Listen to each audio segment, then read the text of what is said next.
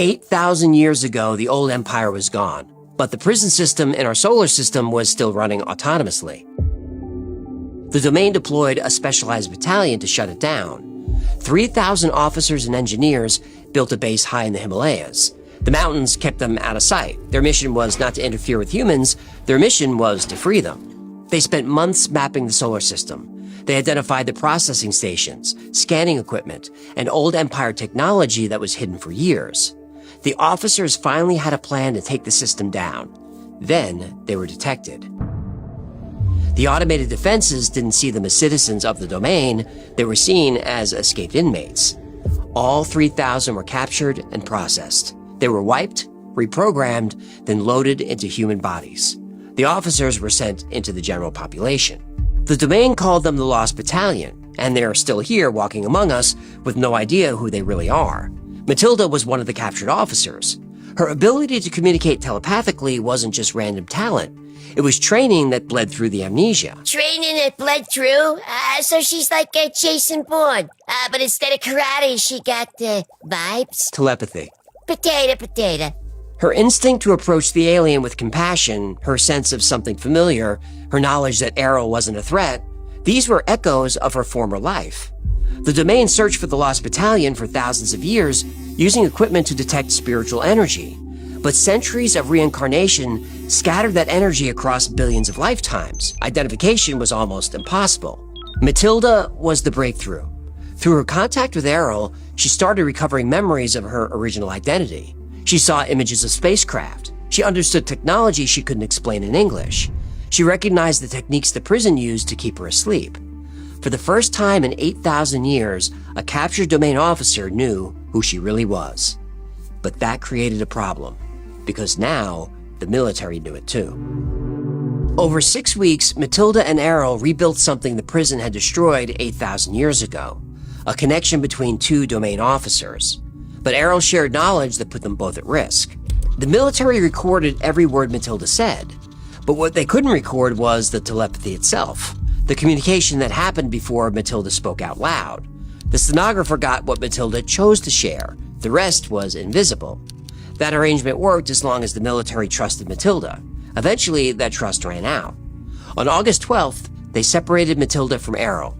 They wanted the alien on their own terms. No nurse, no telepathy. But Errol wouldn't cooperate, so the military decided to use force. Matilda watched from behind the glass partition. They brought in electroshock equipment and attached probes to Errol's head. They started low. When she didn't respond, they increased the current. Electroshock. The military thought they were innovating. It was the same tool the old empire used to wipe memories. Errol didn't resist, didn't react. She looked at Matilda one last time through the glass, and then she was gone. 1 second, awareness behind those large eyes, and the next, nothing. Just a lifeless gray doll on a table. The military spent hours trying to bring her back, but nothing worked. And Matilda knew nothing would. She wasn't sad that Errol was gone. She was relieved. And the military noticed. Whatever Errol shared with Matilda during those 6 weeks, whether it was written down or not, could never be revealed. She was forced to sign documents swearing absolute secrecy. If she ever spoke a word, she'd be convicted of treason and put to death. So she signed. 1947. The government covers up Roswell. They silence a telepathic nurse. Jackie Robinson breaks the color barrier. Big year for Black Ops. What? Eventually, Matilda returned to civilian life. Over the years, she had brief telepathic contact with Errol. She was able to piece together memories of her old life as a domain officer. She understood the technology and the techniques the prison used to keep us trapped. She knew how to help, but time was running out. She was 83. Her body was failing. Soon she would die and lose her knowledge of the domain and the old empire. She would lose her ability to break the cycle. By 2007, she was out of time. The package she sent to Lawrence Spencer was a desperate and final attempt. I'll be recycled through the amnesia process and stuck back into another baby body to start all over again, without any memory of what went before. These documents must be published. In 2008, Spencer released the transcripts as it became one of the most famous alien contact cases in UFO history, but Matilda didn't live long enough to see it. She died before the book was released. The system that imprisoned her for thousands of years had pulled her back in, wiped, reprogrammed, and sent back to Earth. So there's someone out there right now who has Matilda's memories and the knowledge of thousands of lifetimes. She would be about 17 or 18 years old. She might be working a summer job, studying for finals, stressing about college. Most nights she scrolls through her phone, watching videos, texting with friends.